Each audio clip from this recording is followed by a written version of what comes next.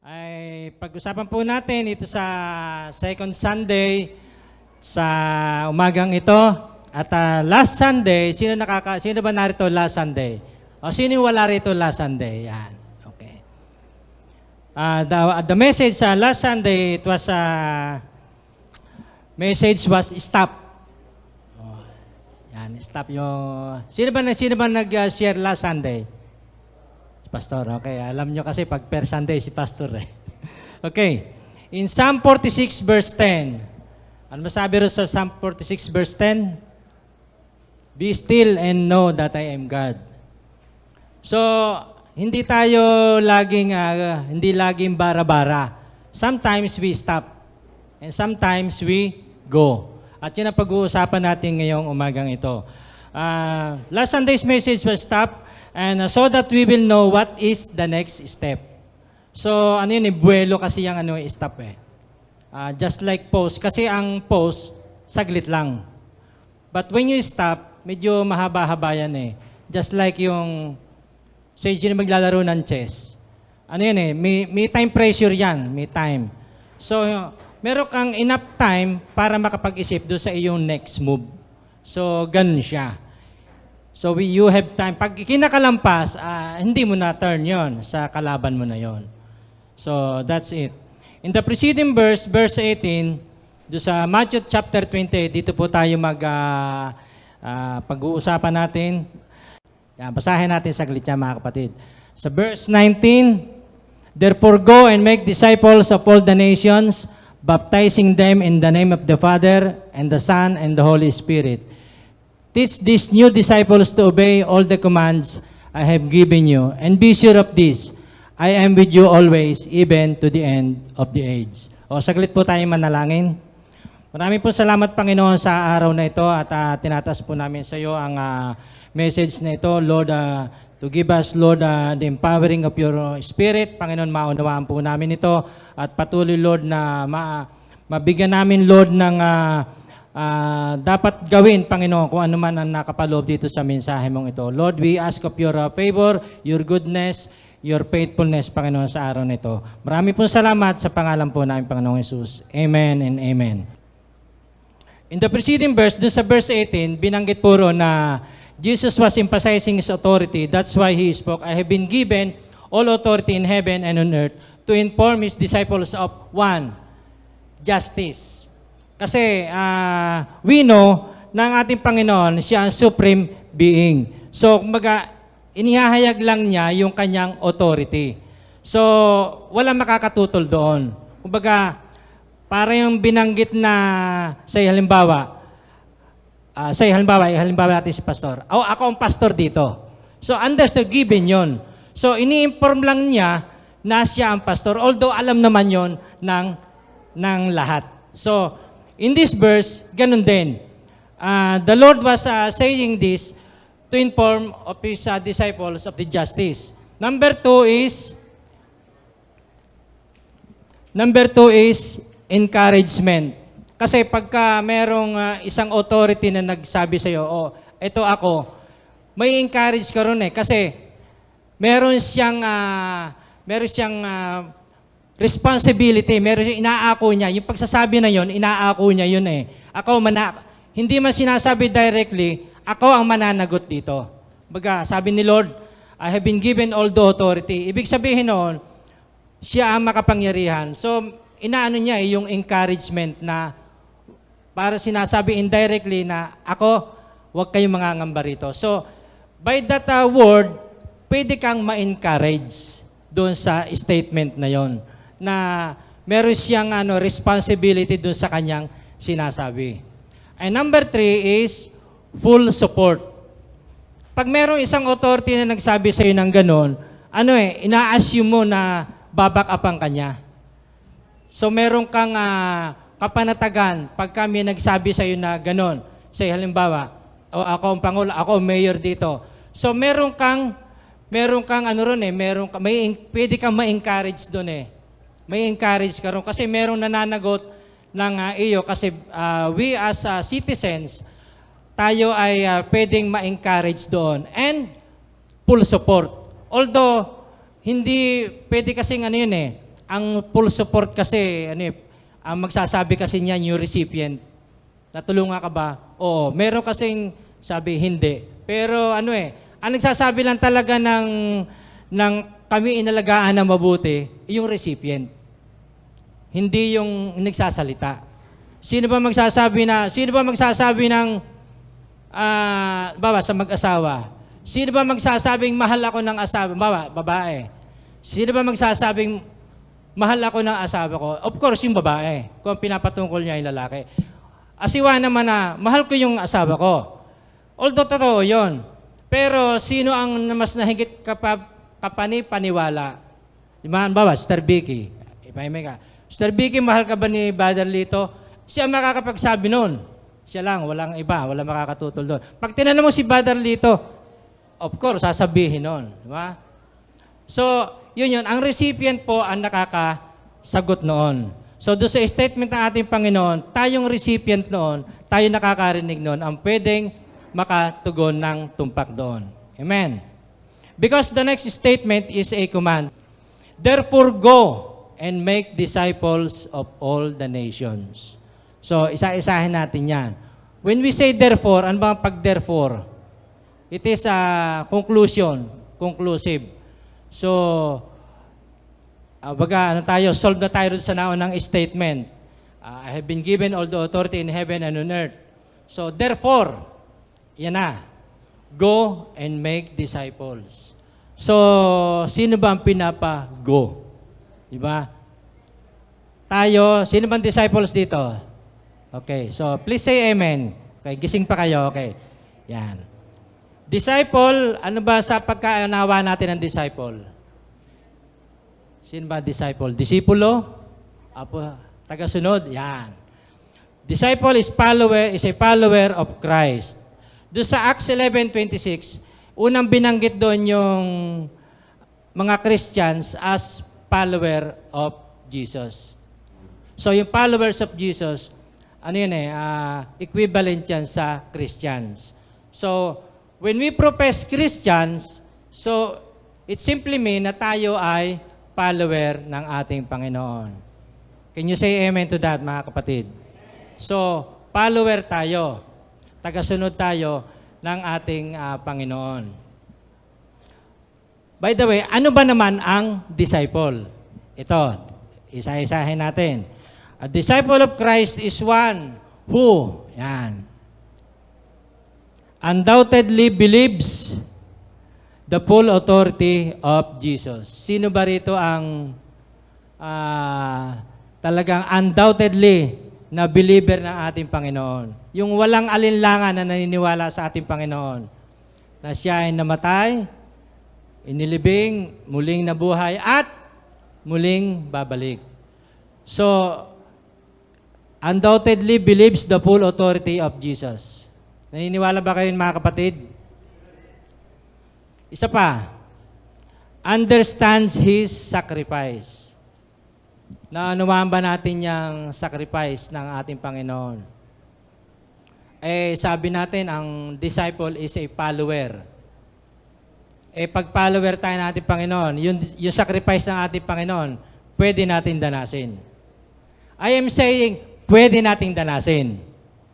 Kasi, hindi lahat ay makakaranas doon kasi yung iba't ibang problema dumaraan sa atin Iba't iba. Maaring yung problema sa anak nito ay maliit na bagay lang. Pero dito, sa isang pamilya, malaking issue. So, iba't iba ang bigat, para yung 1 kilong pako at 1 kilong bulak. Alimbawa sa mabigat. Pako raw. Okay.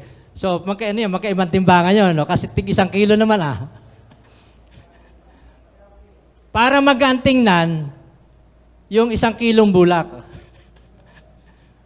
At yung 1 kilong pako, mabigat ba yung 1 kilong pako? Hindi, magkasing bigat lang yon. So, yung mararanasan natin at nararanasan nating minsan mga kabigatan, problema, whatever na testing ng Panginoon, maaring mabigat sa atin yon. Pero, a disciple of Christ is one who, sa number 2 riyan, is understands His sacrifice. So nawaan natin yung sakripisyo ng ating Panginoon. Pinahirapan siya. Tayo mga Kristiyano, nakakaranas na yung napipintasan. Kahit sa kabila ng ginagawa natin na maganda naman ang intention natin, napipintasan pa tayo. Sino ba rito ang napipintasan ng mga sa labas? So pag sa konsensya mo naman ay magandang ginagawa mo, so ano yun we can say na part yun ng sakripisyo na dinaranas ng Panginoon, na nararanasan din natin. So kung halimbawa magka-problema, so pwede natin balikan agad yung nangyari sa ating Panginoon. At yung naranasan niya ay nararanasan din natin. Sabi nga, hindi pa nga tayo nakakaranas yung kabigatan niya Sino ba sa inyo nakaranas magbuhat ng cross? Yung literal de 4x4, por 12. Yung pinako sa cross. Wala naman wala ba nagpapapako rito? Maaaring napako kayo kung kayo medyo lalakad at hindi nyo na tinitingnan dinaraanan. So, yun. Hindi tayo nakakaranas ng gano'n at hindi naman tayo makakaranas ng mga gano'ng problema kung hindi natin makakaya. Amen to that, mga kapatid? Yung mga nararanasan natin, kaya lang natin. Undoubtedly believes the full authority of Jesus. So, kayanin natin kasi makakaya natin yon. Hindi ka naman tayo totally nag-iisa. Amen? Number 3, is saturated on His Spirit. Ano ba yung saturated in His Spirit? Ito yung nababad, nalubog sa Espiritu. Kasi saturated means drenched, wet, or absorb, or soak, or immerse. So, paano yun? Tandaan niyo yung awitin nito, yung naawit natin babad sa presensya. Yun babad sa presensya ng Panginoon in the Spirit of the Lord. So, yun. So, when we are full of the Spirit, Spirit is empowerment. Iba kasi yung power lang ng ng malakas lang ang sigaw kaysa ron sa mahina na empowered naman. So, iba-iba yan. Ang power ng mga Christians ay yung power of the Holy Spirit na within us. So, hindi po yan sa braso lang. That is only physical. Kaya yung sabi nga doon sa Ephesians chapter 6, ang kalaban natin ay hindi mga flesh and blood. Ang kalaban natin ay mga rulers of the air, dun sa mga espiritu na nasa himpapawid. So, ganon katindi ang ating kalaban. So, hindi tayo pwedeng basta braso-braso lang, na ang power natin ganyan lang. Hindi pwede yon. Kailangan natin power of the Holy Spirit. So, yun. And a disciple of Christ is, sa number 4, imitates His example. As in Paul, in 1 Corinthians 11, chapter 1. Can we plus that, Hazel or Kelly? Yan. 1 Corinthians chapter 11, verse 1. Yan. Imitate me as I imitate Christ. Yan yun Okay, so yung essence ng... Yan, okay. Yan na. A 1, a 2, a 3. Yan na. Yan na, okay. So, yan. Follow my example as I follow the example of Christ. So, anong salita riyan? Si Paul. So, ang model niya, ang pattern niya is the Lord Jesus Christ Himself. At yung hindi siya hindi siya maliligaw. Hindi siya maliligaw. Kasi ang nagagayad sa kanya ay yung authority. He has the full authority. At in 1 Corinthians 11:1, as you notice, hindi siya mahirap alalahanin Yung verse number niya is panay 1. 1 Corinthians 11:1. So, it is easier to remember. So, pag maalala natin yung panay 1, so, maalala natin si Paul na sinusunod niya ay ang ating Panginoon. Sino ba number 1 sa atin? O, Jesus Christ. Amen. So, yun lang yon. So, madali siyang alalahanin. Amen. So, imitate the example ng ating Panginoon. So, kung ano yung alam nating maganda na nagawa ng Panginoon, gayahin natin. At hindi, ano yun eh, yan yung, dito nga, yung golden rule eh. Yung Matthew 7, verse 12. Yung gawin mo mabuti sa yung kapwa, kung anong gusto mong gawin ng kapwa sa'yo, yun yun. Matthew 7, verse 12. You may read that when you go home mamaya. Okay. So, yun po. So, yun yung ilang points doon sa disciple ng ating Panginoon. So, pag tayo na alam natin sa ating conviction na tayo disciple ng Panginoon, gawin natin. At ito na yun eh. Hindi na tayo, we don't just stop, we go now. Kasi, sa tagal-tagal na, ilan siguro naman, sa familiar faces, parang ilan lang yata ito, 3 years below, dun nasa Panginoon. Siguro dito, mga 5 years pataas na eh, nasa Panginoon. 5, 10, 15, 20, 25. Marami na siguro rito nasa Panginoon. Sabi ko nga pagka kami nakakausap, pag nasa 5 taon na sa Panginoon, hindi na baba sa 5 taon, hindi ka na gasinong matampuhin. Hindi ka na gasinong Istambulin. Kasi pagka kinasa Panginoon, 5 taon ka na sa Panginoon, maedad ka na sa Panginoon, ano na yan, yung mga maliliit na bagay, palampasin mo na. Kasi ano yan eh, ang katwiran ko kasi, kasama ko yan hanggang ako'y nabubuhay eh. Maliban na, magkakunin ako ng maaga ng Panginoon. Pero hanggang langit kasama natin yan eh. Hanggang langit. Pagtiisan mo na. Gawin mo na yung kasi hindi na dapat yung gano'n. Parang asiwa naman na 5 taon ka na, 10 taon ka na sa Panginoon. Masyado ka pang matampuhin. Hindi ka lang nabati. Hindi ikaw na unang bumati. Ikaw na. Palampasin mo na yon. After all, kung gumawa ka, mabuti naman yon. So, gagantihan ka naman ni Lord eh. Hindi papayag si Lord na hindi ka gantihan doon sa ginawa mong mabuti eh. Amen ba yon? Pag gumawa ka ba ng mabuti sa iyong kapan, sabi nga nila gumawa ka kaliwang kamay, hindi nalaman. Sinong gaganti nun? Ang Panginoon ang gaganti nun. Hindi malalaman yon ng iba. Pero, malalaman yon ni Lani. Halimbawa ko si Lani. Ganon. Maraming paraan ng Panginoon eh. Iba't iba ang paraan ng Panginoon. Just to share with you, kasi sa bahay, may hinahanap ako isang Bible, yung aking Bible na, yung Tagalog na yung mabuting balita. Matagal na talaga yon. Naroon pa sa, matagal na, mga 20 years na yata yung Bible na hinahanap ko. Kasi, yung mga sharing ko ron, sa Romans, Road of Salvation, may mga highlights yon. Yung mga bagong may pinamigay ng Bible sa amin, binigyan ako ni Jaja ng Bible. Sabi ko, okay ka ako yan, kaya lang, hindi yan kasi meron akong Bible ka ako, may mga highlight na eh. Nakagahanap ako kahapon sa bahay. No, may hinahanap ako, yung brush ko ng sapatos.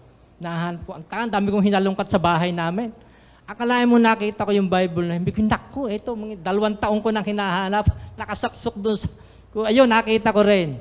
At, parang timing ka ako yung pagkakakita ko nung Bible na yon.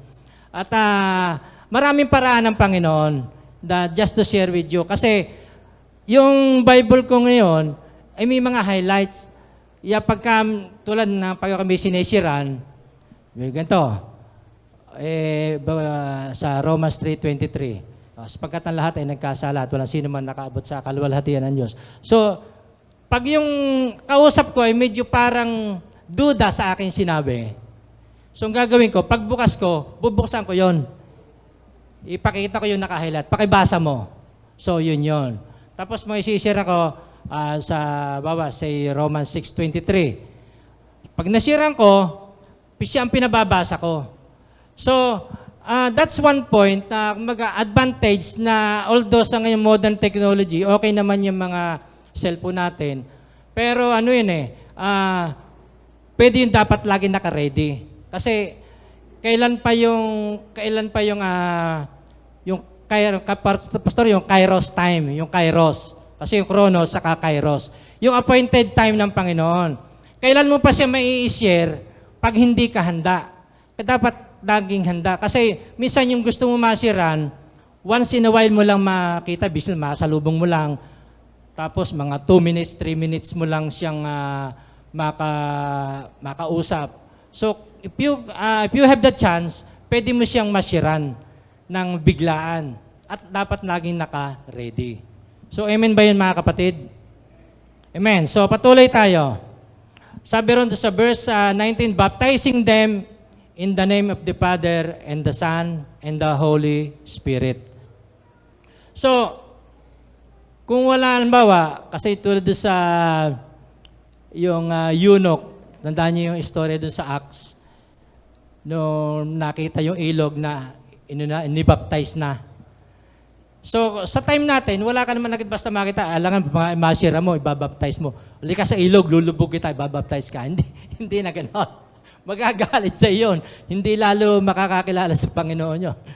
So, ano yun, there will come a time na may isagawa mo yun, may isagawa natin yun. At the best is, madala mo siya sa church. Kasi ang church, meron niyang schedule ng, may schedule niya ng mga outing or swimming at doon ginagawa yung water baptism.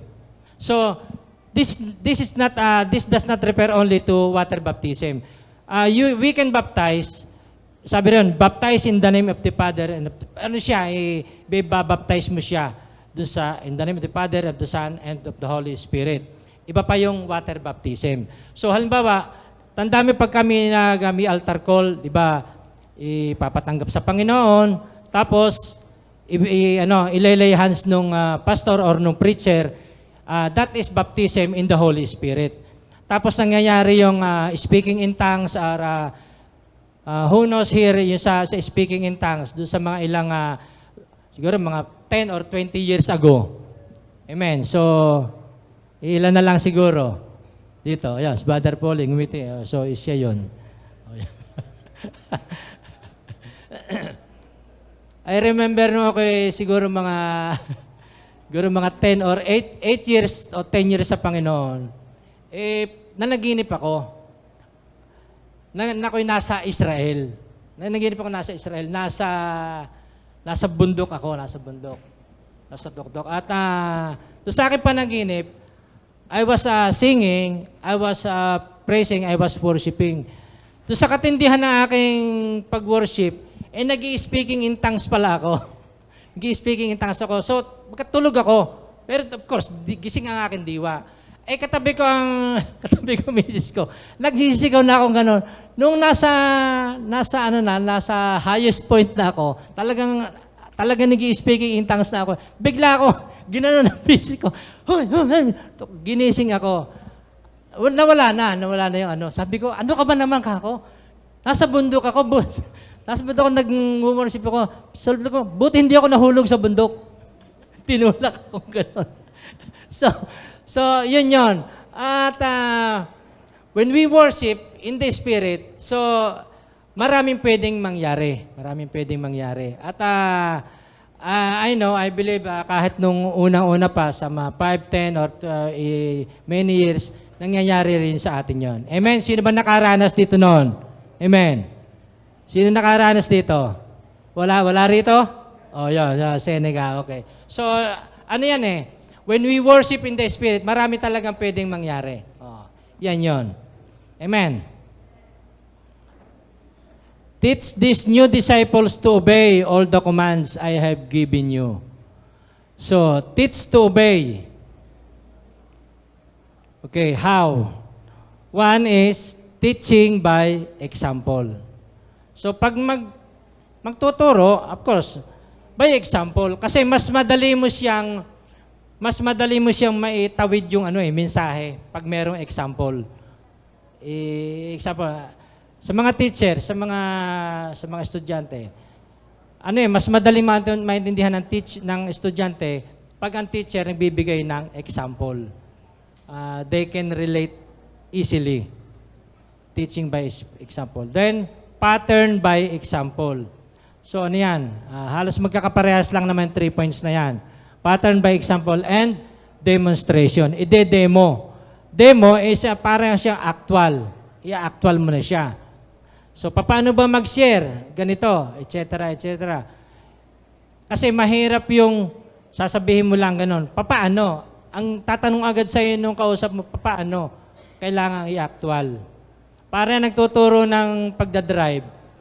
Baba, pagdadrive. O ito, kailangan medyo ganito lang sa class o ganito sa manibela. Paano? Kailangan i-actual niya. So, pero ide-demo mo muna siya. Papakita mo siya. So, ganun lang siya kasimple. At tayo as disciples, ano yan benefit natin yon. Bakit kamo? Kasi pag na-share mo yon, may katulong ka na sa pag-share. Hindi na lang ikaw. Hindi lang ikaw ang marami ka nang pwedeng kasi network kasi yan si Lord, tapos yung apostol, etc. Marami nang gagalaw, marami nang kikilos para sa mga gawain. Hindi mo masosolo ang trabaho. At kasi pag mabuburo ang iyong ang iyong capacity, your skills, your talents. At sabi rin sa atrophy, what you don't use, you lose. So yung iyong skills, yung iyong talent, pwedeng mawala yan pag hindi mo ginagamit. So kung meron ka namang skills, magagamit mo naman. Nasisira. Ang kalaban lang natin dito is kaba. Yung takot, nervyos. Kasi doon nga papasok yung undoubtedly believes in the full authority of Jesus. Step into faith. Hakbangan mo siya. Kasi pag hindi mo siya hinakbangan, hindi mo siya magagawa Halimbawa, ikaw nag-a-apply sa trabaho. Ano kaya, matanggap kaya ako? Makapasa kaya ako sa interview? How would you know? Hindi mo sinusubukan. Assuming na hindi ka matanggap, halimbawa lang, nasubukan mo naman. Paano kung pagsubok mo ay pasado? Di mabuti. Kaysa ron agam-agam ka, nako, sana natuloy na lang ako. Gawin mo siya. Kasi hindi naman, paano mo malalamang, nagkamali ka sa iyong, ganito. Nagkamali ako kay Brother Lito, paano ko malalaman na, pinatawad na kaya ako ni Brother Lito, parang lumapit ka. Ngayon, kung hindi, paano malalaman? Pero sa katotohanan, wala naman pala kay Brother Lito yun. So, yun. So, there are many situations na kailangan nating gawin. Paano malalaman na marunong ka palang umawit, marunong ka tumugtog, kung hindi mo susubukan? Meron namang opportunity. Paano malalaman kung ikaw ay pwede sa light of the world? Ano bang light of the world ngayon? Ano bang salt and pepper? Salt and light. Okay.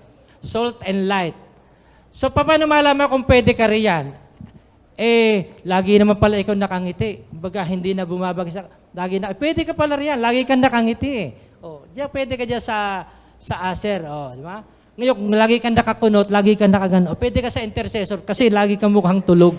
Ganon. Ganon lang siya bagay-bagay lang yan Bagay-bagay lang. Pag laging tulog, dalhin mo kay Sister Elma. Sister Elma, ito, pwede ito sa intercessors. Gano'n siya. Kaya pag may nakita kang tulog dyan, i-recommend mo kay Sister Elma. Gano'n. Tama Sister Eden. So, gano'n lang siya. Bagay-bagay lang yung ministry na pwedeng pagdalahan sa atin ng ating Panginoon. Ito mo yung mga nasa IT, marami multitasking yan Multitasking. Nagko-computer, may kausap, nagte-text. Pare yung driver. Tingnan mo ang driver, Observe mo ang driver na mamasada ng jeep. Ilan ang kumikilos doon? Kamay sa manibela, paa sa clutch, dito, preno, nakakambyo, may cellphone, may kausap yung asawa. May nagbabayad, nagsusukli, may papara, tapos dadaan doon, bibili ng soft drinks. Multitasking. So, we can find our ministry kung saan tayo meron tayong skills and talents. So, yun. Alam nyo na kung saan kayo po pwede na ministry. Apply kayo. Ano, pwede ba ako rito, sister? Pwede ba ako rito, brother? Pwede. Ganon. Basta mahalaga ron yung willingness. Sino ba may willingness dyan? Tapos nga may willingness. Yan. Oh, si Sister Mildred Landon. Okay. Amo siya.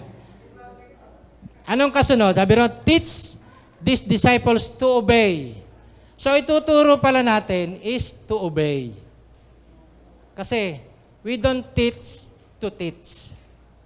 Hindi tayo tuturo para magturo. Ituturo natin para mag-obey.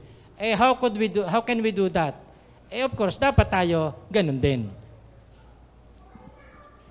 Obedience is, sabi nga rin sa 1 Samuel 15:22, obedience is better than sacrifice.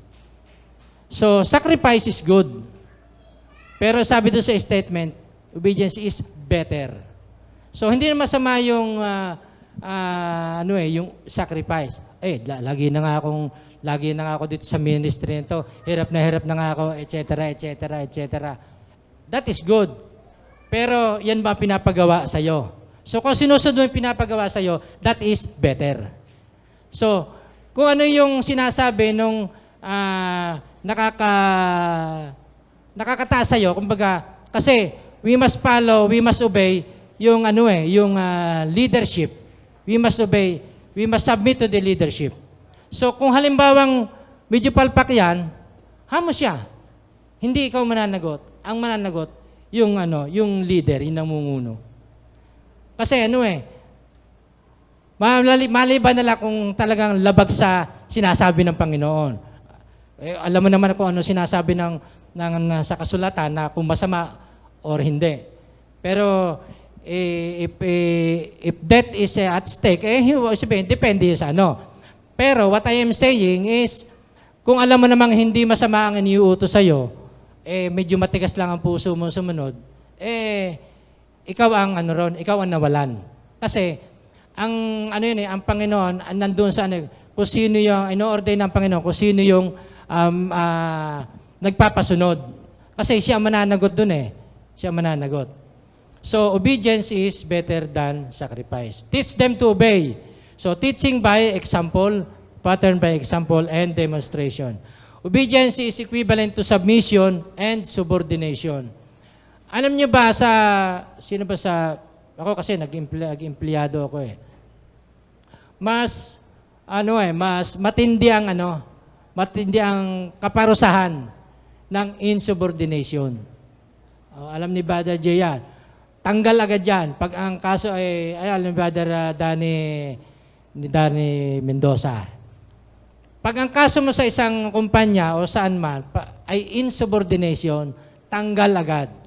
Wala nang, that is your first and last offense. Pag yon. Kasi talagang sumusuway. Kaya yung mga pasuway, hindi yung pasaway pasuway minsan talagang masuwayin yung iba So yon? Yun ang katumbas kasi noon is termination. So sa ating Panginoon, maraming grasya ating Panginoon So pag tayo hindi sumusunod, sige lang. Ganon. Pero ang Panginoon the Lord will deal with you sa iba't ibang paraan. Kasi for many years, nasa ministry ako. Kasi Noki Mabonay, talagang nasa music na ako. Marami na ako na nakasaluman na music, leader, etc. Hindi lahat ng leader ko sa music, okay Minsan minsan may pastor or na, minsan parang hindi mo gusto. Hindi mo naman basta mapalagan, ganon. Sige, sunod sa Panginoon, etc. But in due time, ano yan eh, the Lord finds the way. Nalilipat yon, naaalis yon, natatanggal. Maraming paraan ng Panginoon. Hindi ka gumagawa ng paraan. Just obey what the Lord is saying. So, halimbawa, itong ministry nito, parang asar na asar ako eh. Ito, ay asar ako sa ganda. Hamo siya, kung kaya mong tiisin, sige lang. Kung hindi, ang hindi makatiis, umalis. Para siya, sabi ng nanay ko noon eh. Pag hindi ka makatiis, umalis. O, ganon. So, hindi. Tapos sa Panginoon, sabi ko, sige, tiis. O yun, dumarating ang paraan ng Panginoon. So, yung mga bagay na dapat nating makita, minsan nagugulat na lang tayo eh, nangyari na pala. So, ganon. May kasamahan kami noon sa music noon. Siguro iba rito, hindi pa pinapanganak noon. Medyo maangas siya sa instrument. Maangas. Practice. Gagaling tinutugtog. Nung pinatugtog namin, 3 chords lang. 3 chords lang kasi usually 3 chords lang naman sa isang kanta. Akalain mong pasala-sala pa siya. So, ibig sabihin nun, on stage yun, live yun. Pasala-sala pa. Ang nangyari, yung angas niya ron sa labas bago siya sa stage, doon, hindi po pwede yun. Hindi po pwede. Iba't iba ang paraan ng ating Panginoon. Meron pa rin, nalagutan ng kwerdas at the height of the tugtugan. So maraming biro mo, biglang ang taas ng spirit, sigawan, singing in jubilation, etc. Biglang nalagot ang kwerdas. So, palpak. So, minsan, hindi natin napapansin yun, pero the Lord deals with us independently, individually. What I mean is, individually. So, kahit yung mga mahuhusay na singer, I'm talking kasi sa tagal ko na sa ministry. Kahit yung mga matatagal na singer, minsan nasisintunado pagka naroon lalo na sa mga awitan, sa praise and worship. Okay, so hindi tayo mapapalayo riyan kasi what I'm saying is maraming paraan ng Panginoon para tayo matulungan. Maraming paraan. So, maaari dumadaan doon sa mga ganong problema, pero, kumbaga, it will end well. It will end well. Amen. Sabi rin sa last part ng verse natin, and be sure of this, I am with you always, even to the end of the age. So, yan yung assurance ng ating Panginoon. Be sure of this. I am with you even to the end of the age. So kung tayo ay we go on sa ikinumisyon na ating Panginoon sa atin sa ating verse sa pinag-uusapan, so makakaasa tayo ng assurance ng ating Panginoon. Hindi tayo iiwan. So ganun lamang siya kasimple. So sunod lang tayo sa guide ng ating Panginoon. Of course, the guidance of our Lord is delegated doon sa mga leaders natin. Yun eh. So they are guided by the Lord. Then of course we are guided also by the Lord through our leaders. So alam natin yun mga kapatid. Amen? Can we say amen to that mga kapatid? Amen. So meron tayong full support ng ating Panginoon even to the end of the age. So hindi naman tayo hahayaan ng ating Panginoon na maghumayo na wala tayong suporta ng gagaling sa Panginoon. Ang support natin manggagaling sa Panginoon as we obey, as we follow sa tinuturo niya sa atin. Okay, so assurance ng ating Panginoon. At can we connect this message dun sa Project Look? We can connect this sa ating I remember last Sunday, yung parang tinoka-toka, grupo-grupo.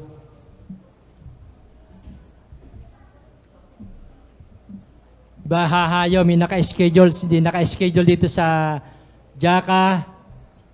Meron yan, meron Kyle, no? Jaka, Samba sa Villarita, etc. So,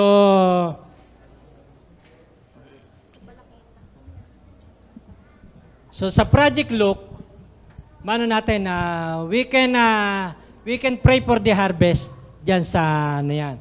And can we imagine na umaawit ang ating Panginoon para roon? Kumbaga, i-claim lang natin yung yung connection natin doon sa Project Look. And yes, Lord, hallelujah. Lord, we ask of your favor, Lord, in connection with our Project Look. Tinataas namin sa iyo, Panginoon, ang aming pong mission, Panginoon, na marami kami maakit na kaluluwa rito sa paligid namin. Lord, St. Raymond, Jaka, Villarita, sa GSIS, sa Sampaguita, all the neighboring barangays here. Lord, gayon din, Panginoon, yung pong dito sa bayan, Lord, Anandaya, ng Cuyab.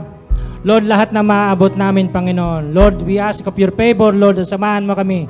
Lord, as an ambassador for you, Father. Lord, you send us, Panginoon. Lord, hindi kami magtatagumpay dito kung hindi ka namin kasama. Manguna ka sa amin, Panginoon. Lord, and as we obey, as we follow, Panginoon, dalahin po namin na ito po, Lord, maging matagumpay, Panginoon. Sa pamagitan, Lord, ng aming po mga leader, Panginoon, dito po sa iglesyang ito. Lord, we claim, Lord, your harvest, Panginoon, dito po sa aming pong plano, Panginoon. At Lord, ngayon pa lang, Panginoon, pinapahayag namin na katagumpayan, Panginoon. Sapagkat sinabi mo, Lord, sa iyong salita, Lord, you ask of me and I will give the nations, Panginoon, as an inheritance for you. We as your children, Panginoon. Lord, we claim, Lord, na ito po, Lord, ay magiging amin, Panginoon. Amen. Hallelujah, Lord. Let's give glory to the Lord. Hallelujah. Say amen to that. Amen. Amen.